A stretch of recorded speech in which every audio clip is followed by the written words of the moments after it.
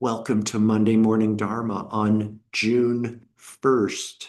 Can you believe it? June 1st. Wow. I was talking with somebody, a couple of early morning meditators earlier, and I'm like, June 1st, 2026? How can that be possible? I wasn't Y2K just like 2 or 3 months ago?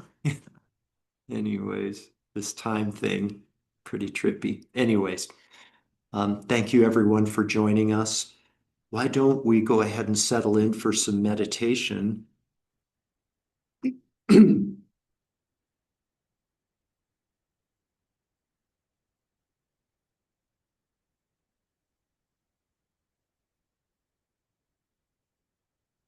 I would invite you this morning to be a mountain,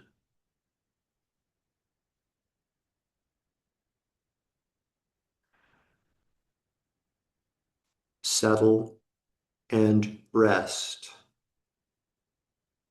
in a place of quiet stillness.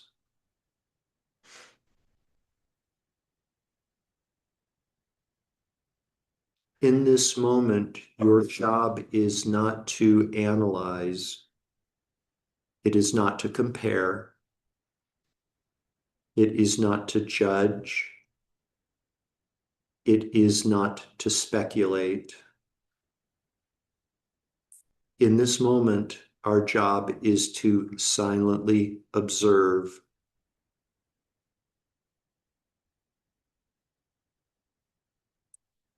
And with that, I'd like you to please transition into meditation on the inner body. Please be the silent observer of sensations.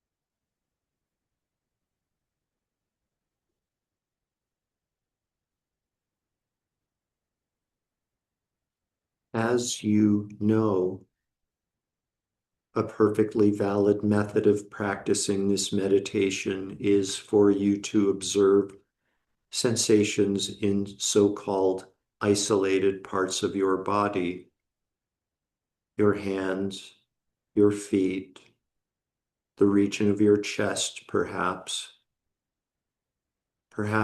your face and your cheeks.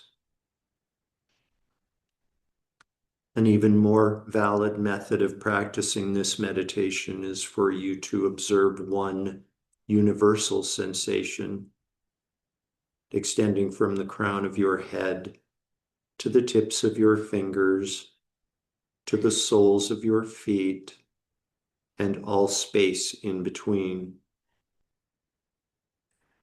Whichever method you choose to practice, please simply observe silently.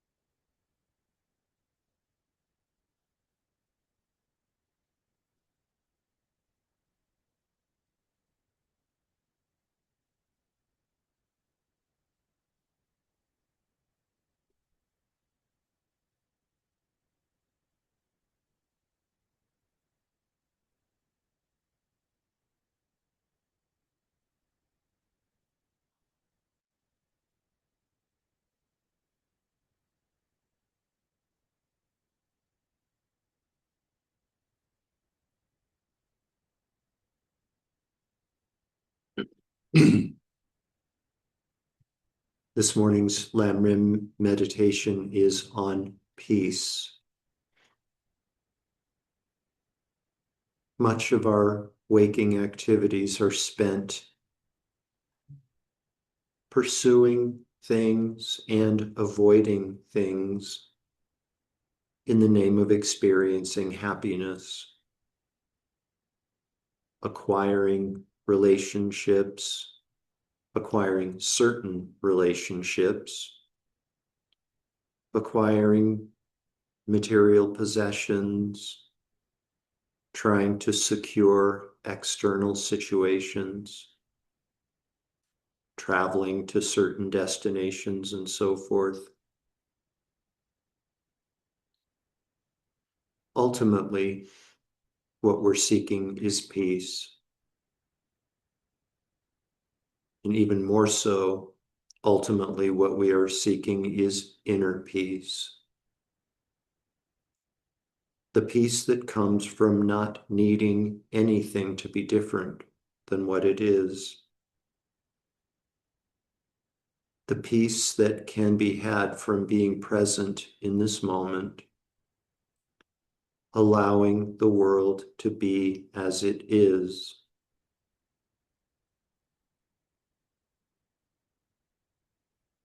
The peace that comes from recognizing, from feeling, I don't need anything.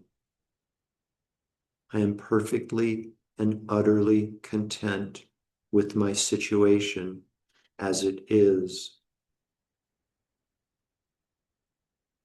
As we know, there is nothing better than inner peace. Nothing more fulfilling, nothing more peaceful than inner peace. So I'd like you to please just rest with the decision. I am going to secure lasting inner peace. I'm going to do whatever it takes to achieve a state of inner peace. Not fleeting, not moments of inner peace, but sustained peace that does not depend on external conditions. Please rest gently with this decision, conjoined with meditation on the inner body.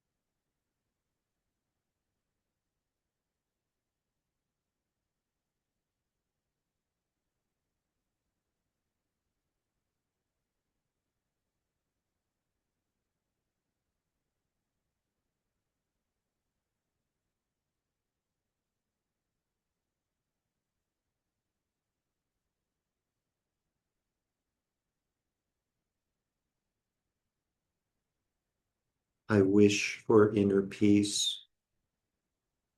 I will attain inner peace. Please rest with this decision while meditating on sensations within your inner body.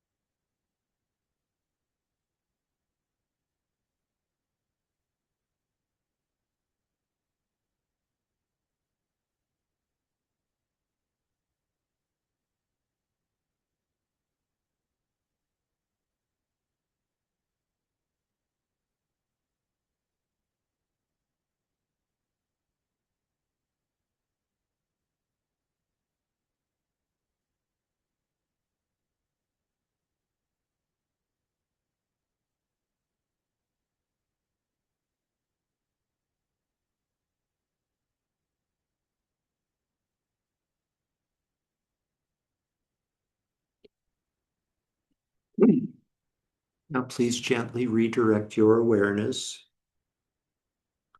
Become aware again of this collection of parts we've agreed to label physical body, and allow your breathing to become less shallow.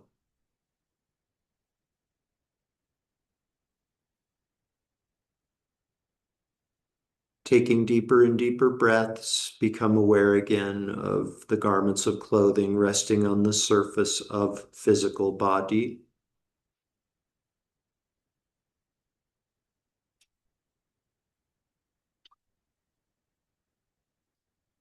Become aware again of your surroundings inside the room that you're occupying.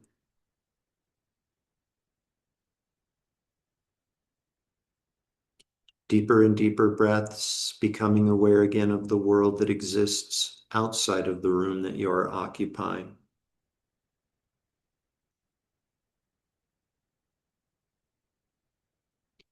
We dedicate all of the merit from this morning's meditation to world peace.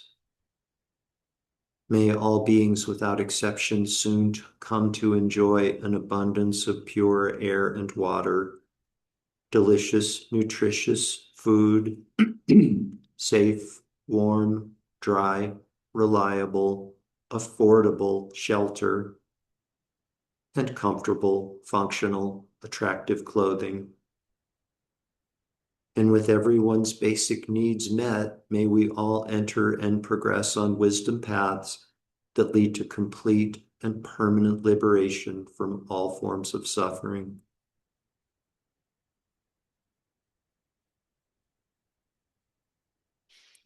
Completely fill up your belly and lungs with air, and when you're ready, you can open your eyes and bring your meditation to an end.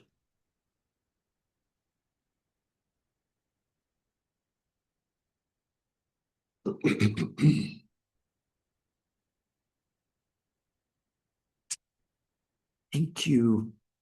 Thank you, and welcome back.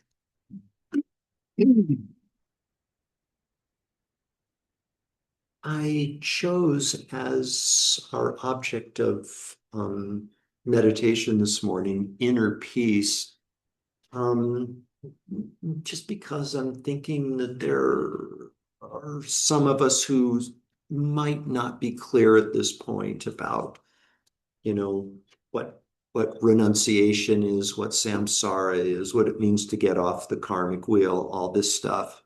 You know, essentially, I wanted to meditate on renunciation, which is what we've been talking about for the last few classes, to the extent that we're still not entirely sure what renunciation is, much less whether we've decided that we want to renounce.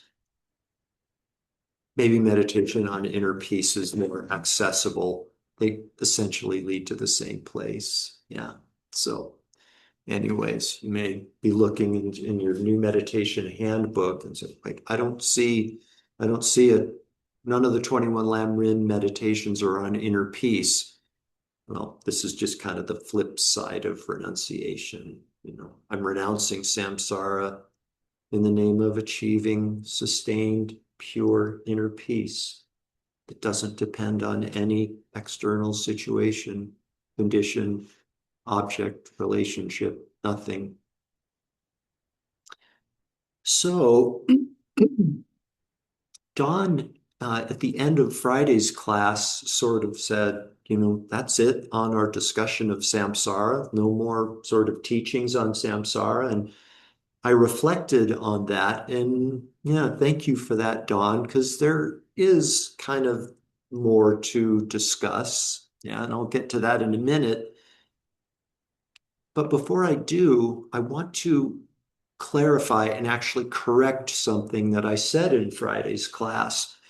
Um, those of you who were at Friday's class or watched the recording of it know that I was kind of carrying on about aging, the sufferings of aging, right?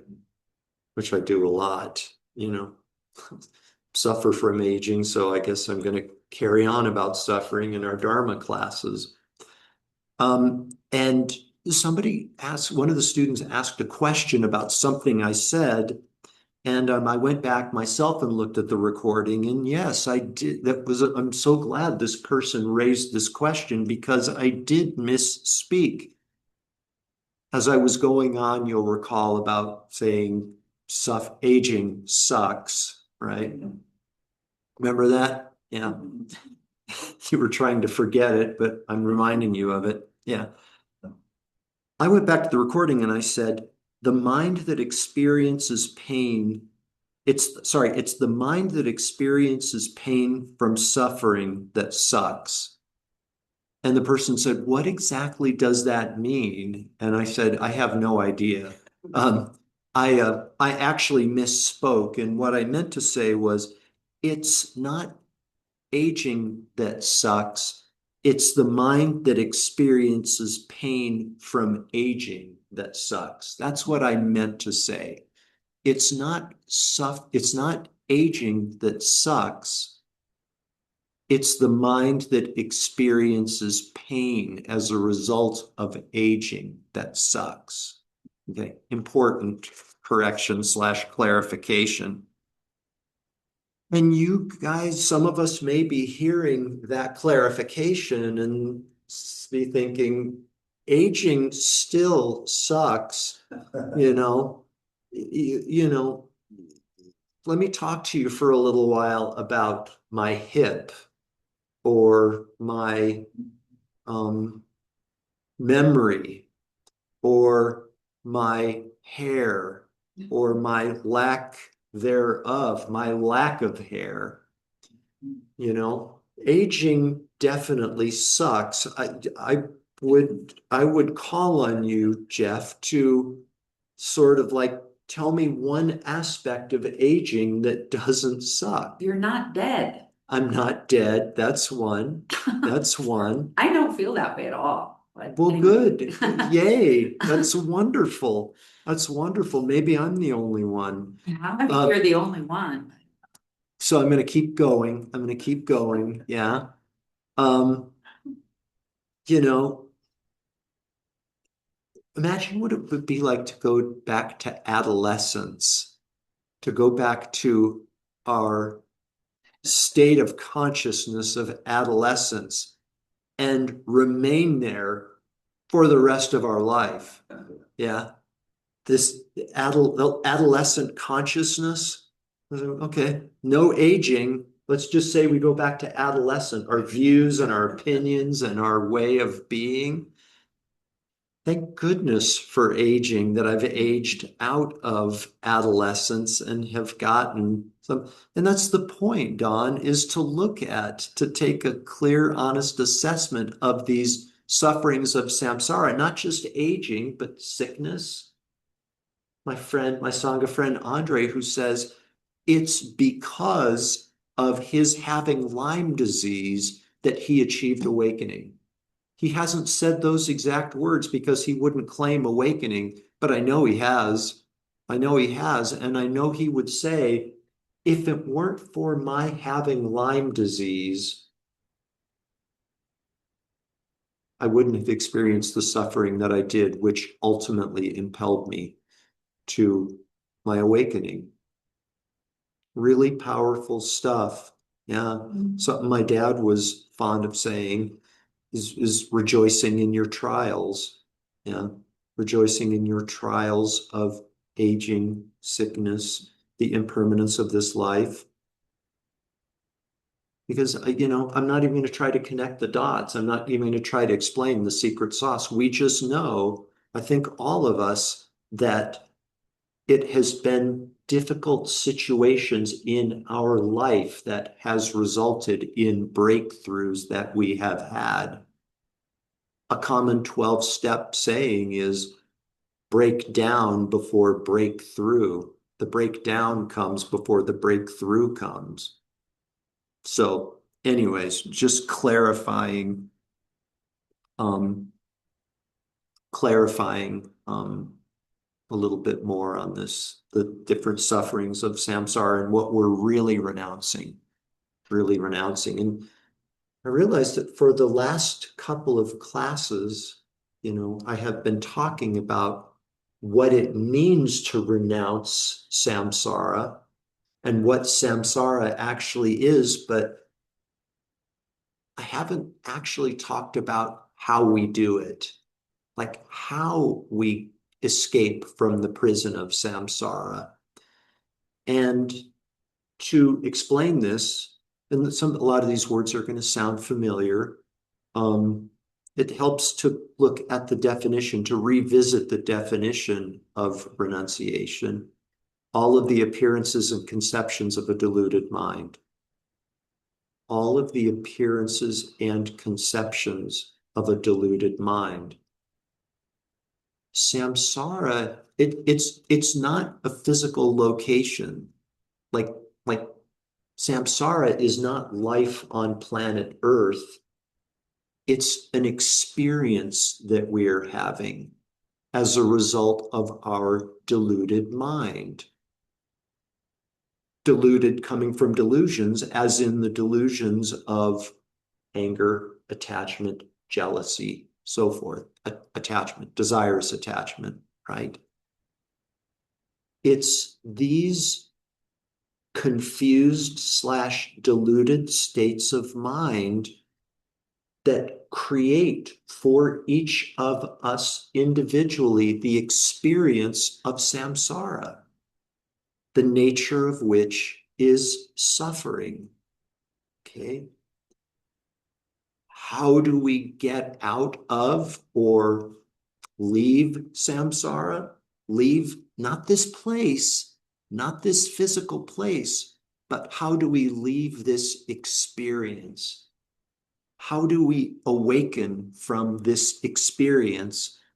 The answer is by eradicating these deluded states of mind from our consciousness, by freeing ourselves. Okay, do you get this? It seems so elementary, but it's really, really important. The definition of samsara, all of the appearances and conceptions of a deluded mind. To escape from samsara, we get rid of the delusions that are creating the deluded mind. Okay? Desires, attachment, frustration, resentment, jealousy, other forms of anger. The delusions go away. We no longer have a deluded mind, and samsara ceases. We experience a mind free of delusions. We experience a pure mind. A pure mind perceives a pure world. The two biggest delusions that are creating our samsaric experience, maybe that's a good way to look at it. You can look at it samsara, or maybe you can look at it as my samsaric experience. Maybe that'll be more accessible for some of us, maybe not. But the two delusions that are at the root of our experience of samsara are, one, thinking that the world we are inhabiting exists separate from our mind, right? That's one of the two really, really big ones. Thinking that the world is out there just existing from its own side. It's out there, the world's out there doing things, and I'm over here. And it's just kind of this circumstantial engagement that I'm having with it. When actually I bring the wisdom approach, the alternative to that is the recognition that I bring the world into existence with my mind. I don't have an opportunity, I don't have time to talk about another example, but one is enemy, one is friend, one is stranger. I create friends, enemies, strangers with my mind. We might say, oh, that's a qualitative thing, but existentially, you know, what about that? Okay, then look at the body. You create body with your mind. Body's just a collection of parts. You've heard me say this many times. Body is just a collection of parts, and those parts have parts, and those parts have parts. Just because we label the thing body doesn't mean that it has any more independent existence, i.e., independent from our mind. Doesn't make it any more existential just because we've labeled it, right? Okay, but I could spend a ton of time and I've got exactly 1 minute left. The other root delusion is the ignorance that comes from thinking. It's really closely related to this dualistic view, world out there, Jeff here, separate and distinct, right? That's non-duality. That's one of the root delusions. The other is thinking independent, how to say this, independent of my perception of the world, things really exist. Like there is true inherent existence in things, right? It truly exists. Planet Earth truly exists. Lotus Center, this building in which Lotus Center is domiciled, truly exists. It's called self-grasping ignorance, grasping at phenomena as though it has inherent existence, like it really exists. Teachings on wisdom realizing emptiness say that, yeah, there's not nothing there. There's not nothing there, but there's nothing truly existing. There's nothing inherently existing. This is what the Heart Sutra points to. Form is empty. How does it really exist? It's empty of inherent existence. We think it exists inherently, but exactly it exists in exactly the opposite way. It's the lack of inherent existence that is its true nature. Do you guys see this? No. I think it inherently exists. The way it truly exists is it's empty of inherent existence. Form is empty. This is what the Buddha teaches in the Heart Sutra. Form is empty. Emptiness is form. Emptiness is not other than form. Form is not other than emptiness. How do we get out of samsara? By realizing these two truths. Awaken from the illusion of dualism, of dualistic existence. That's one. And the other is awaken from the delusion of phenomena existing inherently. That's how we escape from the prison of samsara and experience the peace of nirvana. Yeah. Lot there, lot to unpack. Yeah, super deep and super important. And it addresses the question, the matter of not only what is samsara, but how do I escape from samsara? Lots of readings available on this, starting with Heart of Wisdom, which my teacher wrote, explains all of this, an entire book on wisdom realizing emptiness. 9:03, we got a break. Thank you, you guys. Have a wonderful day. Thank you, Jeff. Most welcome. Bye, everybody. Bye.